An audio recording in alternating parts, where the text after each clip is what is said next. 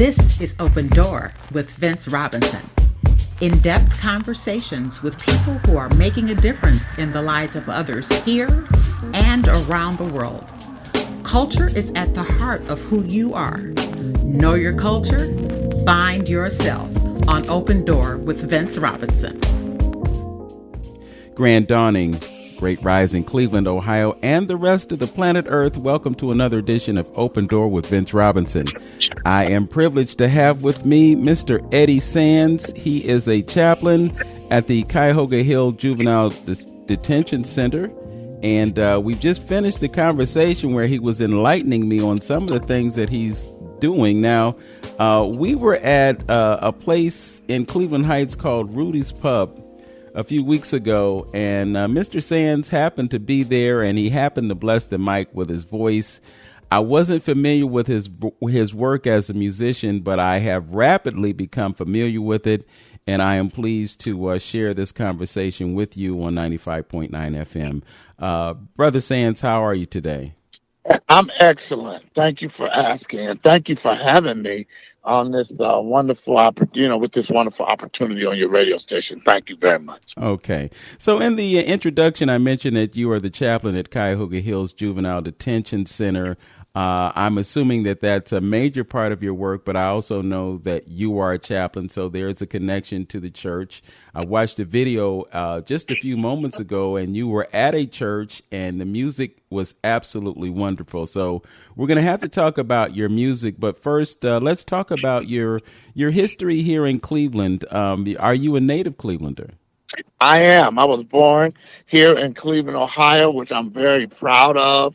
I come from a family of gospel singers and preachers and teachers. My grandfather, Mr. Clifton Smith, who gave birth to 6 kids, 3 girls, 3 guys, and all 6 children were very involved in ministering the gospel through the city of Cleveland and abroad.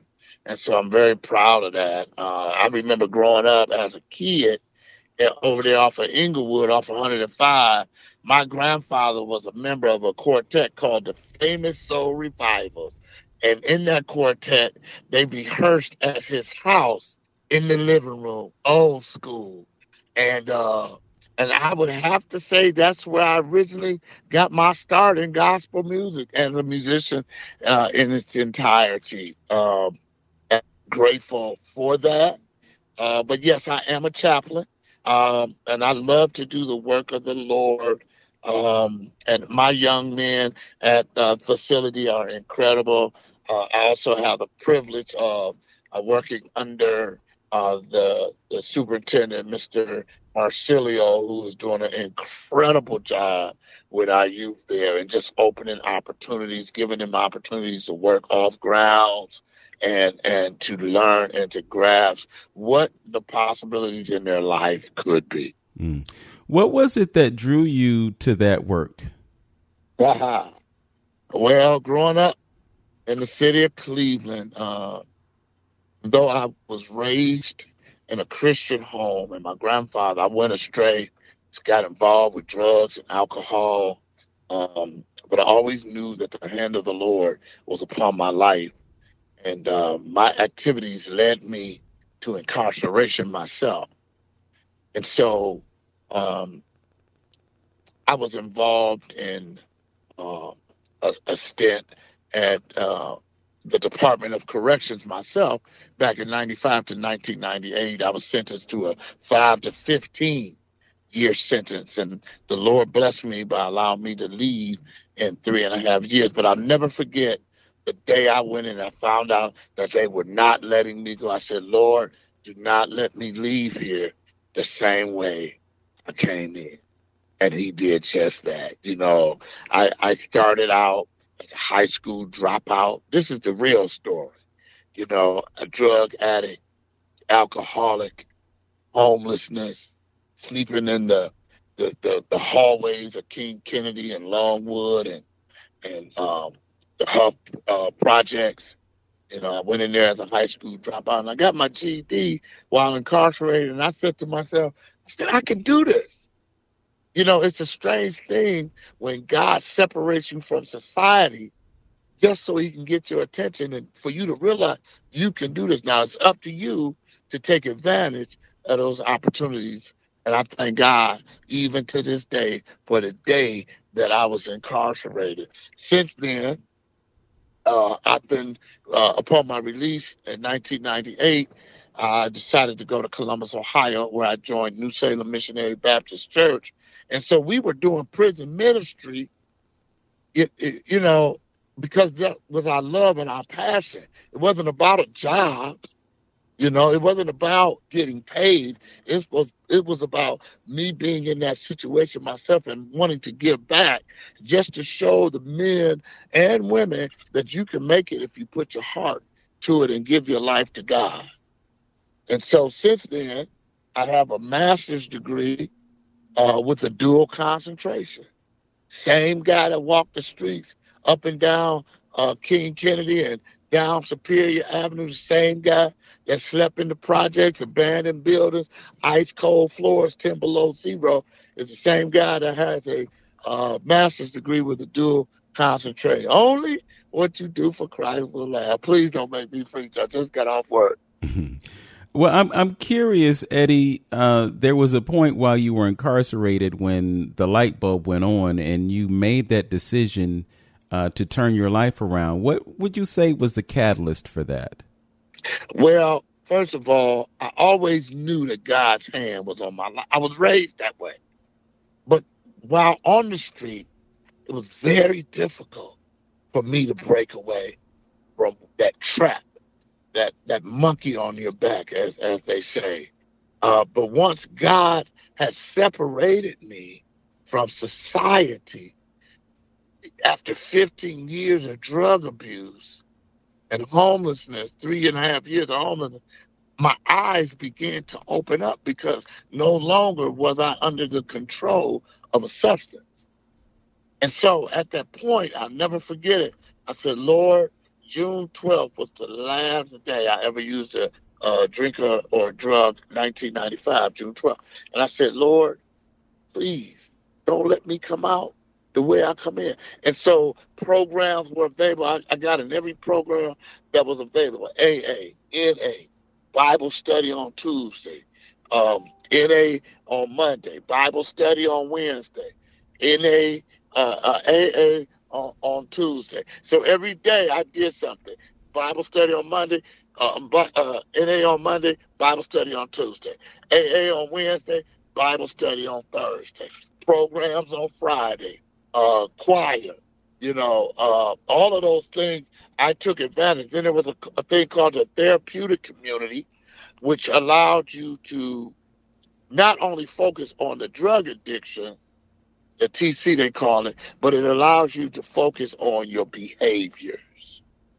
And once I started to lock in on my behaviors, inappropriate behaviors, from language to fighting, to being impatient, once I started focusing in, and the therapeutic community is different. So there's not an authority that corrects your behavior, but it's your peers. So it's the people that you're that you connected with that say, "Hey, man, that don't look like something that you want to continue to do. That's not going to be good for your life." And these are your friends saying it, as opposed to just somebody in a correctional uniform. And so it was those moments that allowed the light to come on.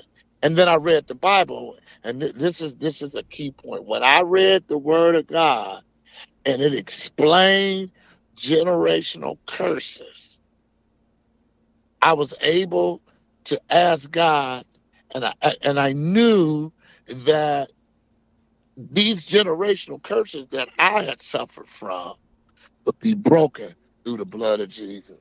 And I thank God. And I'll tell anybody that's listening, if it's your parent, if it's your loved one, if it's a sibling, and they're struggling with addiction of any kind, all you got to do is give it to the Lord and ask God.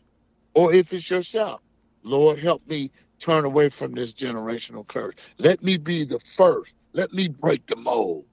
Let me be the one that changes the generational direction of my family, of my loved ones, of my friends. And so, I would have to answer that question in that way.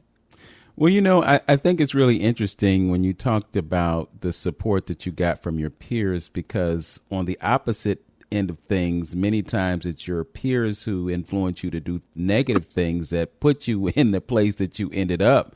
So That's true. it's really important that people, and specifically young people, surround themselves with people who have a good heart, people who are positive in nature, people who are motivated to do things in life. And when you mirror the lives of those who are around you that are doing great things, then it's inevitable that you will do great things too. I agree. Yes. I agree. I saw a guy yesterday on a video. One of my visitors came in, a volunteer came in. He brought this video, and this guy wrote a book called "You Owe You." You owe you. I forget the author's name because I haven't bought it yet. It says "You owe you," and one of the things he said, you can try to do good, but you got to keep negative influences out of your life. He said a negative plus a positive equals negative. A negative plus a positive equals negative. And so we have to learn how to continually to do good, how to continually have positive people around you. You can have 10 positive people around, and that's that one guy. It could be some guy from high school. It could be a family member. It could be somebody you really care about, but they're a negative influence. And no matter how much you try to do the positive thing, that one call. Hey man, I got this lick. I want to hit this lick. You want to go with me? And boom, next thing you know, you're doing 15 years. Just because you allowed that negative influence to be attached to your positive life. And so that's one of the things I will continue. But I have to admit, there were a lot of people in my life who showed up. There was a lot of people in my life who cared about me. I have a saying, and I don't know if it's break time yet, but the saying goes, you can pretend to care, but you can't pretend to show up. Mm-hmm. And we need people who don't pretend to care, but the people who really care by showing up. I'd also have to imagine that while you were going through your struggles, there were people in your family that probably recognized what was going on with you, but for whatever reason weren't able to stay connected enough to you to perhaps dissuade you from doing the things. But they also realized that, hey, we've been that example. Those gentlemen who were in that living room, you were watching them and listening to them, and it left that imprint on you that this is something that I want to do later in life. For whatever reason, you fell away from that. But all along, there was somebody that really cared about you. I agree. The power, and that's why we have to understand what we're fighting against. We're not fighting against flesh and blood, the things that we can see. But we're fighting against principalities, wickedness, and high places. And when you come from a Christian background, your family may not be able to grab a hold of you and drag you off of them streets, down them steps and into a car. Because what good would it do? As soon as you go to sleep, you pop back up and you do the same thing over again. But what they can do is issue prayer and ask God to camp his angels around that loved one and that possibility of them being hurt. Lord, protect them. Be with them. Yes. Never give up. Yes. Never lose faith. And we'll say also, and excuse me for the interruption, but we have to go to the break. But that high place, those high places are actually your mind. The war is taking place in your mind because we have come to understand that the universe is mental. This is powerful stuff, and I'm really glad to be able to have this conversation with Eddie Sands. He is a chaplain at Cuyahoga Hills Juvenile Detention Center, and we're going to be back with him and more right here on Open Door with Vince Robinson on 95.9 FM WOVU, Burton Bell Car Community Radio. We'll be right back. Hey, this is Gaidi Nkrumah.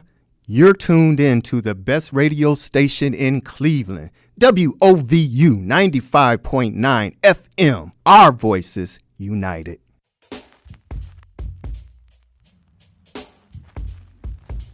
Welcome back to Open Door with Vince Robinson and my conversation with Eddie Sands, chaplain at Cuyahoga Hills Juvenile Detention Center.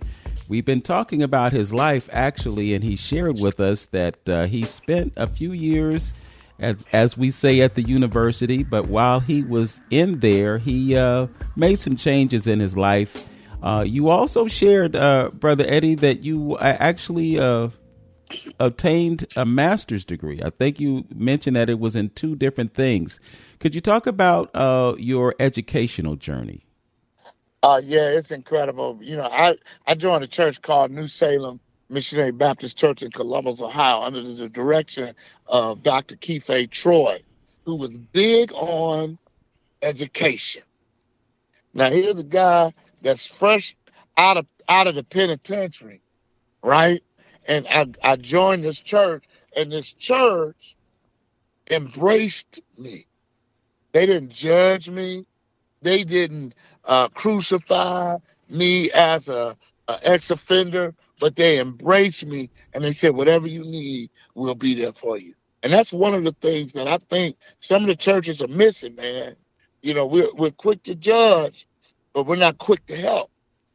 You can pretend to care, but you can't pretend to show up. And New Salem showed up for me in my life. Now, the church that you saw the concert in was the church I grew up in as a kid here in Cleveland, Ohio, Avon Avenue Baptist Church, under the incredible care of Dr. Pastor Mark Ribbons. But well, like I said before, I'm the chaplain of the Cuyahoga Hills Juvenile Correctional. It's not the detention center, but it's the correctional facility. And God has given me the opportunity to use the things that I went through to be an example for the kids that I now serve.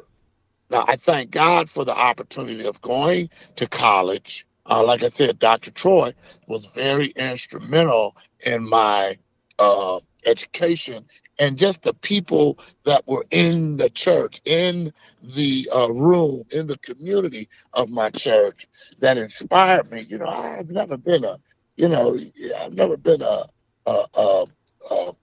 someone you would identify as a genius, but I am someone you could identify as a child of God. And I believe when you got God, you can do anything. You know, anything God wants out of your life, he can make it happen. But you got to be willing to submit to God.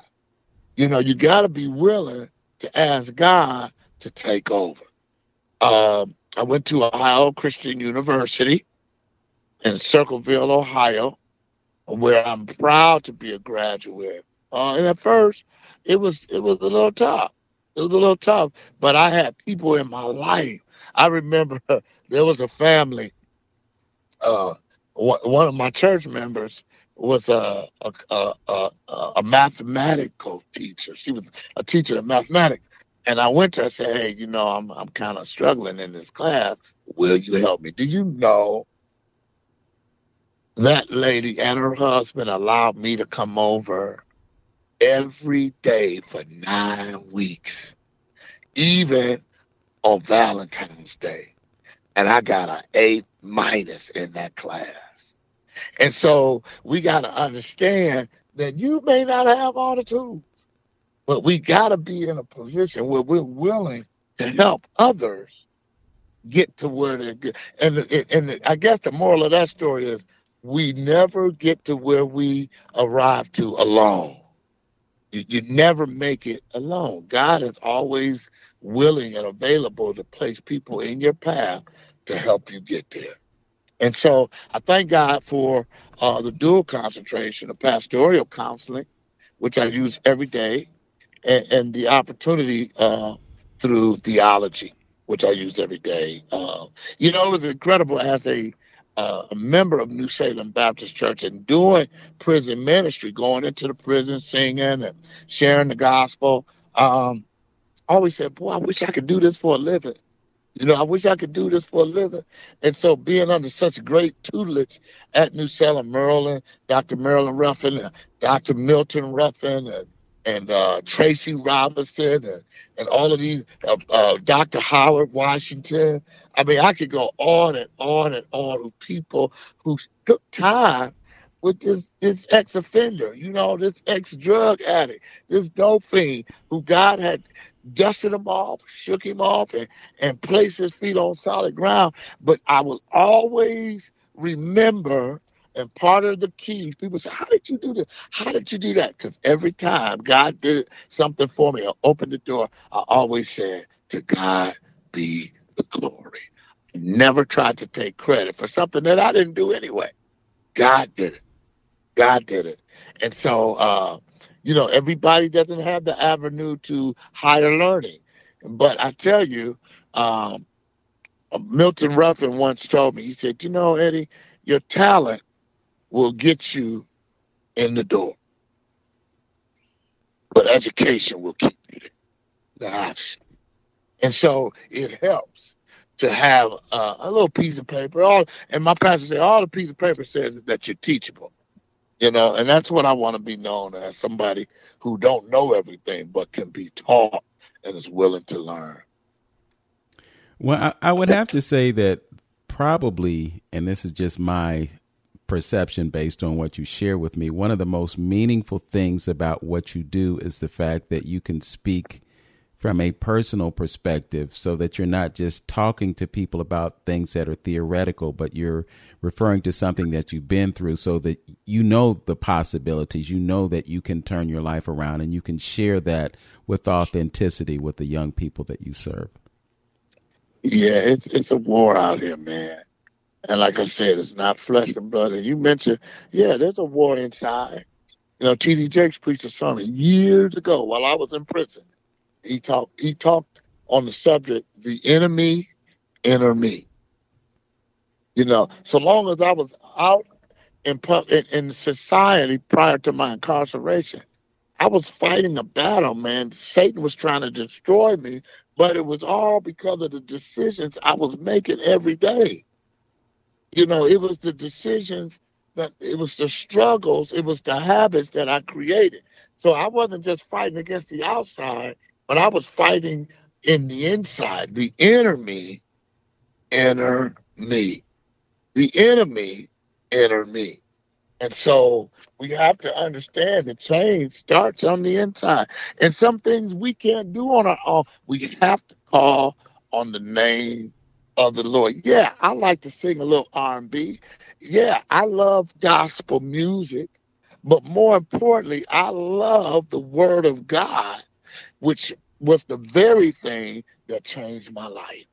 And so if I want to give credit to anybody or anything, I have to give it to God for stepping in, protecting me, and then using me after he knew we were no good. We did everything but the right thing for years. And God said, you know what? I still love you. And no matter what you've done, I still forgive you. And so I thank God for those opportunities. In light of your connection with young people, you mentioned that the period in which you were incarcerated was 95 to 98. I'm just wondering how much different it is out on the streets for young people today compared to when you were where you were when you were. Well, see, you have some good questions, because the family connection is different. Listen, I had an army within my family alone praying for me, supporting me, letters. See, everybody don't have that. Every youth don't have a parent that can support them in their way, even if they wanted to. Sometimes they're struggling with the same issue that the youth is struggling with. And so it's always been my belief, while we're working on the inside, we have to work with the families on the outside. It's not fair for a youth to come home with all of these powerful tools in their tool belt and walk right smack back into the same environment that they came from. It's difficult. That's why I didn't come back to Cleveland. I went to Columbus. I didn't want to come back to Cleveland. Too many familiar spirits, too many old friends, too many habits that were still haunting me. But I knew that God had prepared me. But sometimes we got to make decisions, man. We got to make decisions for what we know is best. You know that you can't go back to that. You ain't strong enough to go back to some of those areas. Now, some people are strong enough to go back to some of those same areas. But I thank God for the change of the change of environment that He allowed me to make. Because it's tough, man. It's really difficult for some. What would I've done had I moved back to Cleveland? I know God was still on my side. I know I still had prayer warriors waiting on me, but it's difficult, man. Some of our youth haven't had some of the disciplines. We did wrong, but we knew better. Some of my kids don't know better. You tell a kid, listen, man, I understand that you've been told all your life that this chair is something that you eat your dinner on, and the table is something you sit on. But we have to undo some stuff. No, you don't sit on the table, you eat on the table. You don't eat on the chair, you sit on the chair. And I use that as an example of some of the struggles that our young people have. Some of the communication. I remember first time I was incarcerated, the only time, let's be clear, I was incarcerated. I ran into this old guy on the grounds of Lorraine Correctional Institution. That's where they send you before they send you out to your parent institution. And I was on the yard cussing like a sailor. I was blank, blankety, blank. And the brother said, hey, man, what's wrong? There ain't nothing wrong with you. What's wrong with you? He said, man, did you know profanity is the expression of a weak mind? And it kind of slapped me in the face. He said, you don't have a weak mind, do you, brother? I said, no, sir. And I went on about my business. When I got back to my cell, 22 out of 24 hours, I might add. When I got back to my cell, I tried to remember what he said and write it down, and I forgot. I looked on that yard for weeks trying to find that guy again, and I finally found him. I said, what was that you told me? He said, you should have wrote it down. I said, man, I forgot. I tried to write it down when I got back. He said, I'm not going to tell you. And then he said, I'm going to tell you one more time. Profanity is the strongest expression of a weak mind. And then as I began to read my Bible, I learned that the tongue was one of the most powerful limbs on the human body.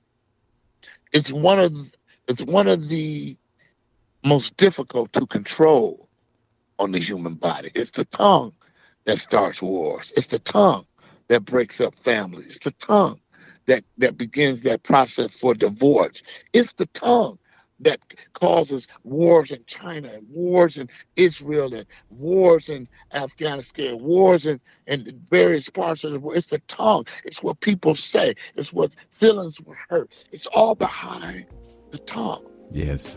So when I mastered I was just eliminating profanity, I was able to master some other things as well. Okay. I just wanted to mention that it was the tongue that created the universe. And God said, let there be light, and there was light.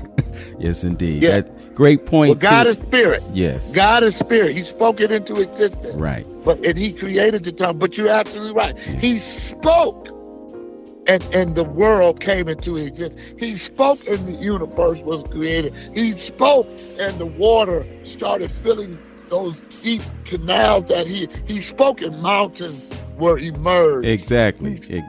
So I get it. I get it. Yep. So you know the power of the word. And with that, we got to move on to our next break. But once again, great conversation. I am speaking with Mr. Eddie Sands, and we're going to continue this conversation when we get back. This is a 95.9 FM WOVU, Burton-Bell Carr Community Radio. We'll be back. Life is starting to get back on track, and you can too. If you or your family have experienced financial hardship as a result of COVID-19, Tri-C can help with full tuition assistance. Safely get the in-demand degree or training you need with online and on-campus classes. Go to tric-edu to check out our programs and resources. So, what are you waiting for? Register now for summer classes. Tri-C is where futures begin.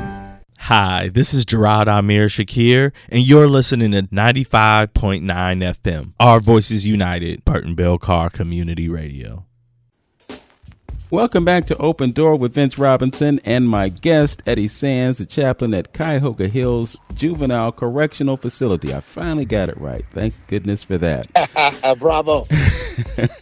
So we were talking about the power of the word, and you mentioned that you encountered someone who told you that, cussing ain't really, it's not a good look. He shared something with you, and then you struggled to remember it. You came back to it, and then it really sat in your soul, and you live with that today. We've been talking about your relationship to the Juvenile Correctional Facility and the work that you have been doing there. And we've also talked about your involvement early on in the church and your affinity to gospel music. But you also sing. And I guess I came to know you as a singer first. So let's talk about this talent that you have. You grew up in the church and you started singing. Who had the greatest impact on you as a singer? Well, I have to say my uncle, Pastor Clifton Smith, which is my mother's brother, and of course my grandfather, but the one who kind of pulled it out was my Uncle Chuck. He could sing, and he was the director. But more importantly, he was a true man of God. He was the founder of the Warrensville Community Baptist Church, the church on the hill over there on Warrensville, right past 480 on the left-hand side. But my uncle gave me opportunities which otherwise would not have occurred. And actually, the church we were in was the updated version, but we, as a choir on Saturday, was waiting in the original church. And I started to think back on the first time I stood before God's people. And I was real nervous. My uncle used to tell me, okay, if you get nervous, just look at and concentrate on that clock on the wall. Don't look at the people, because people's faces and emotions can throw you all kinds. You can look at that clock. I never forgot that. And so I would have to go with my uncle. And then my family. I come from a gospel singing family, the Smith family, the Clifton Smith family singers. And so I would have to say my family first. Okay. And then there were singers that you followed, I'm sure, because, when we were talking about what you would sing, it was Luther or Teddy Pendergrass. Okay, so let me tell you the story. My voice as a singer, I remember hearing Hail Melvin and the Blue Notes growing up, not often, because, my grandparents didn't play that. It's old school, But I remember hearing that sound of Theodore Pendergrass's voice, and I always appreciated. But when I was growing up, I became a big Luther Vandross fan. And the thing about Luther's music is that the way he approaches a lyric and interprets a lyric, and the vocal tones are a lot smoother than Teddy. And so I could sing Luther for days. There was a challenge with my voice, but Luther didn't give me the same effect from my listeners as Teddy did, because Teddy was a rough edge love song singer, and so it was different than the soft tones of Luther. Do, do, do, do, do. Do, do, do, do, do, do, do, do. Boom, boom. You know, boom, boom. Teddy was close the door. You know, let me give you what you've been waiting for. Honey, I got so much love to give, and I want to give it all to you. It was that rough edge, I'm about to punch you in your face with this tone. Uh, and that I kind of stayed closer to that um, because of the effect and the emotion that it created from the audiences I sang to. So big Luther Vandross fan, big Teddy Pendergrass. But early on, when I was singing, I used to listen to the Isley Brothers all the time. Isley Brothers, man. Because they were very close to that gospel time. The way their lyrics were interpreted, the way they moved, the way they wrote songs. I said, man, it's almost like gospel, but it was R&B.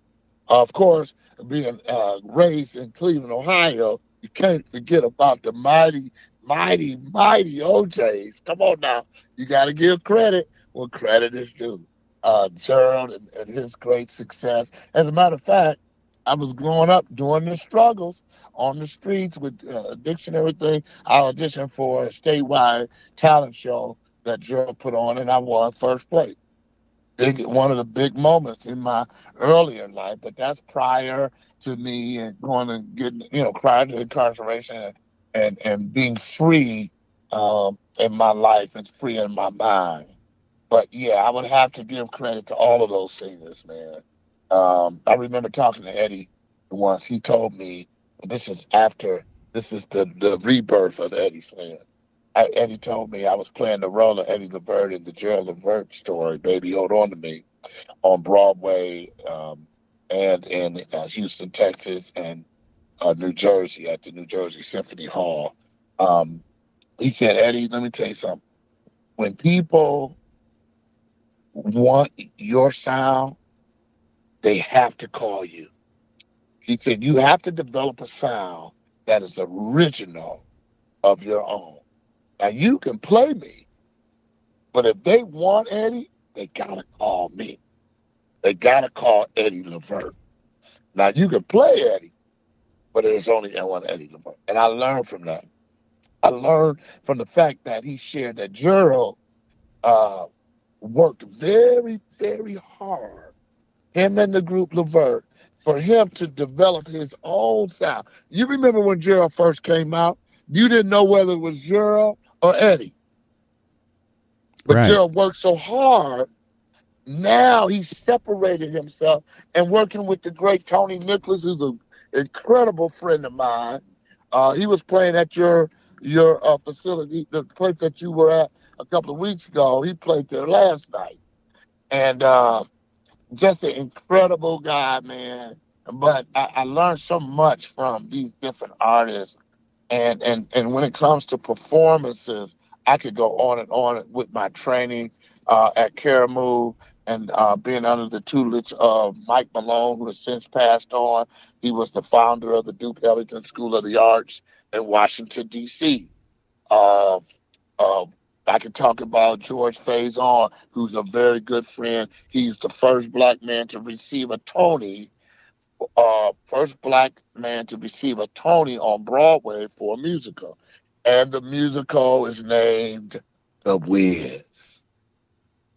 And so these are friends that I've developed during the rebirth of Eddie Sands. And I keep saying rebirth because I want people to know there is life after drug addiction. There's life after incarceration. There's life after homelessness if you allow God to order your steps. Well, in a metaphorical sense, perhaps not, but in a metaphorical sense, doesn't that reflect the paradigm of Christianity, that you could be forgiven for your sins and that you could experience a rebirth or a resurrection? Absolutely. I always, I love my birthday. I was born in September, but more so, I really celebrate the rebirth, June 12th, 1995. I believe, Jesus once said to Nicodemus that, you got to be born again. He said, "What do you mean?" He said, "You think you mean you want me to go back into my mother's room?" He said, "No." He said, the rebirth consists of you accepting me and giving me your life, giving me and admitting and understanding that I am the Son of God.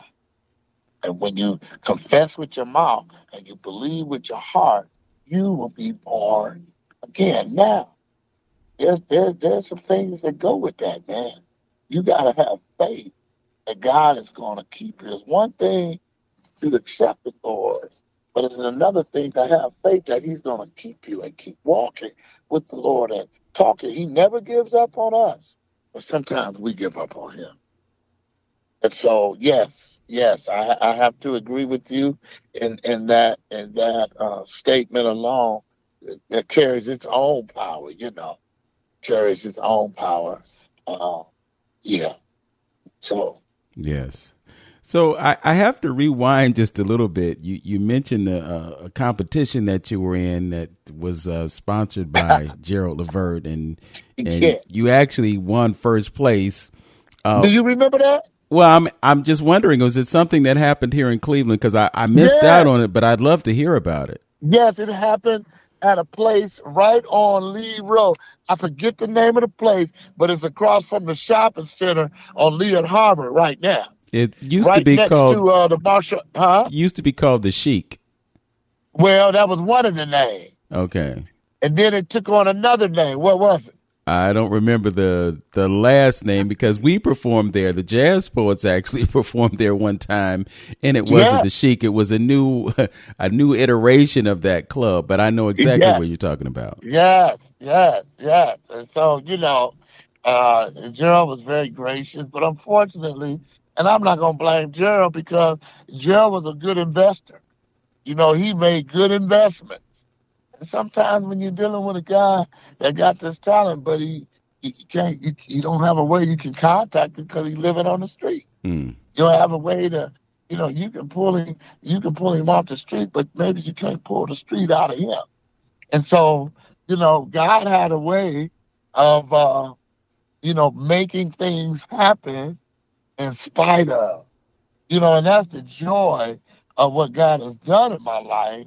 That I haven't missed anything. It might appear, he's going to prison, he's doing this, he's doing that. Man, I've sang since the rebirth. I've sang in Switzerland. I traveled to Italy and Germany.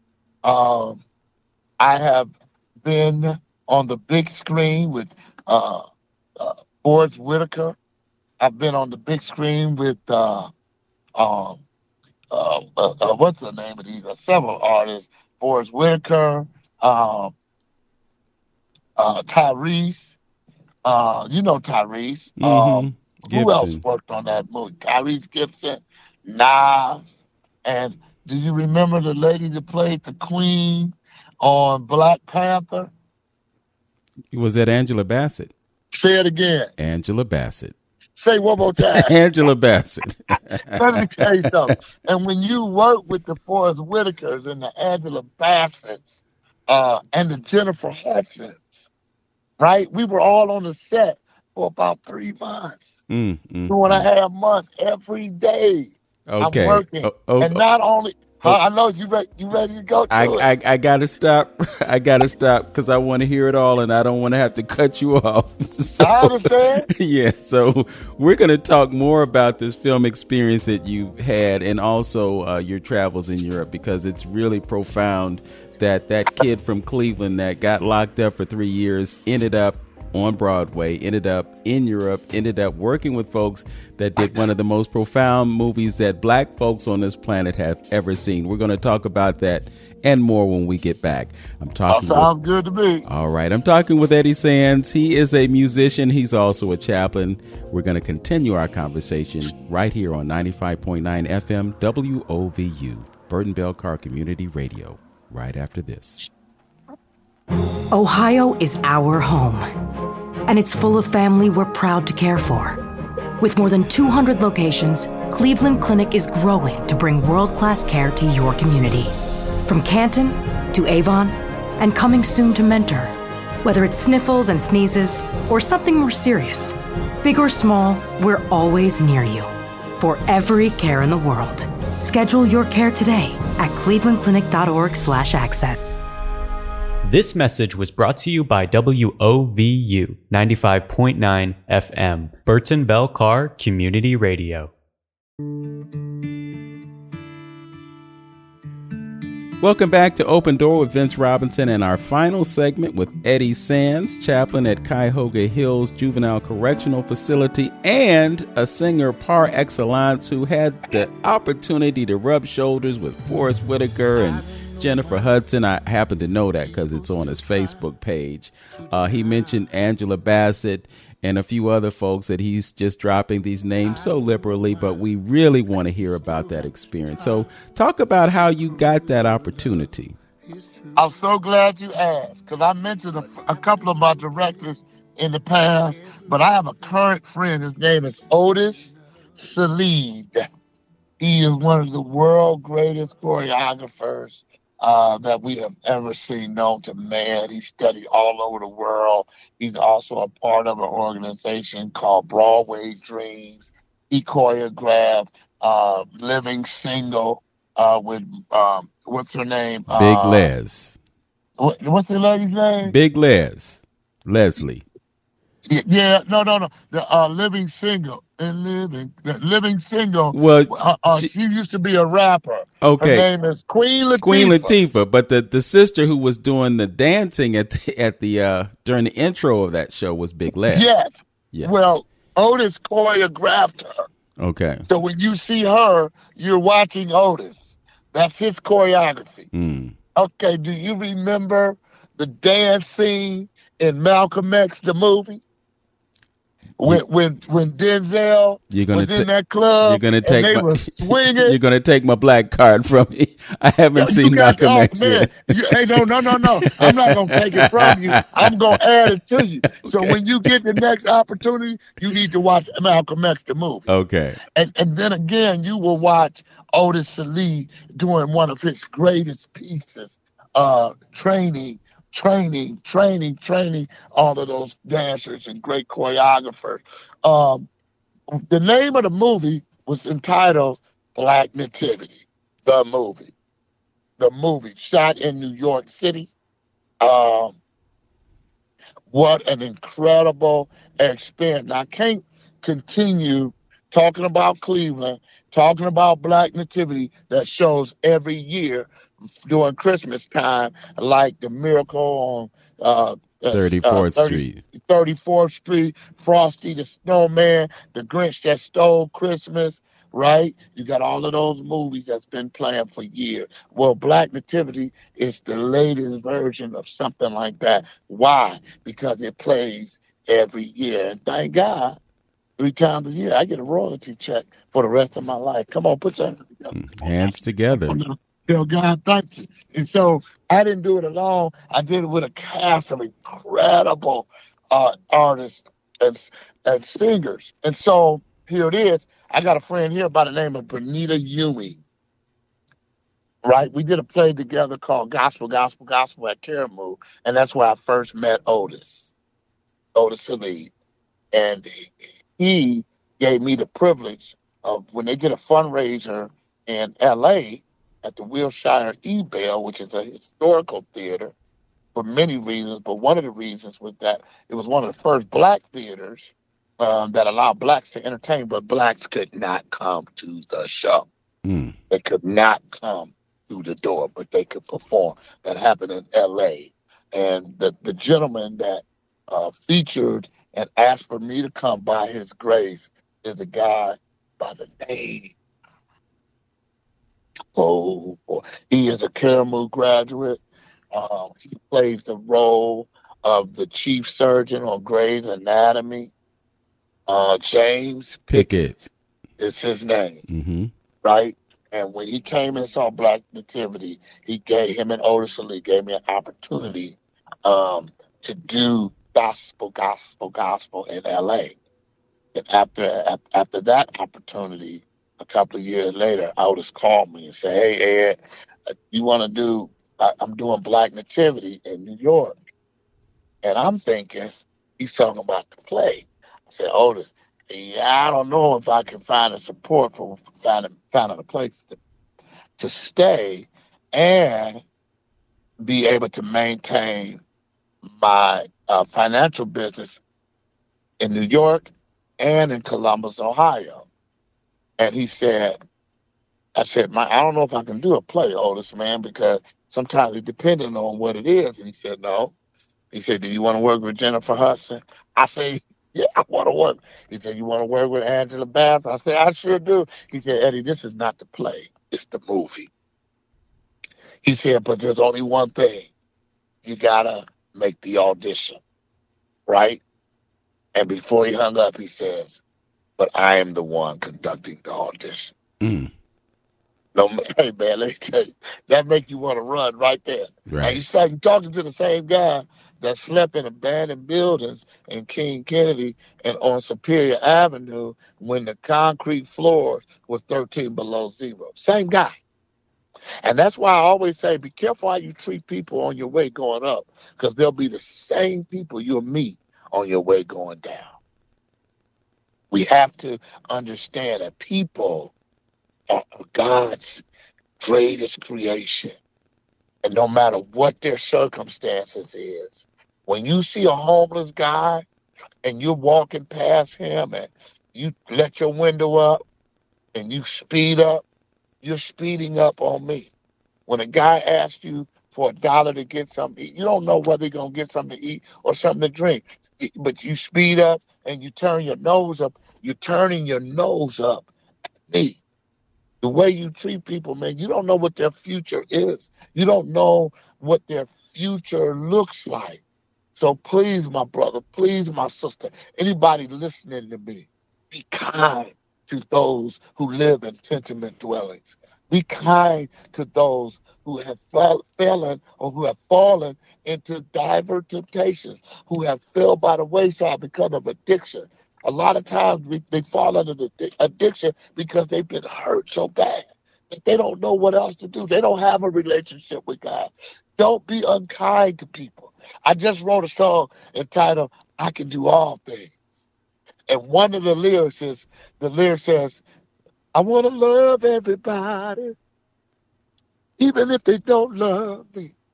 I want to keep on fighting, because I truly believe I can do all things, right?